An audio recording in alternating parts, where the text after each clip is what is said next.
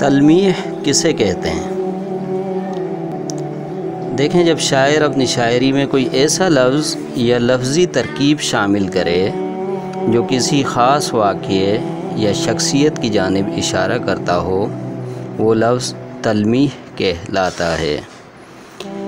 मिसाल के तौर पर एक शेर है, बेखतर कूद पड़ा आतिशे नमरूद में इश्क, अक्ल है तमाशाए लबे बाम अभी।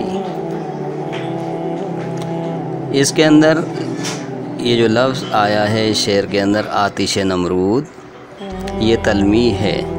ये पूरे एक वाक़े की तरफ इशारा करती है। इब्राहीम अलैहिस्सलाम को जब नमरूद ने आग में डाला, उस पूरे वाक़े को ये लफ्ज़ उसकी नुमाइंदगी करता है।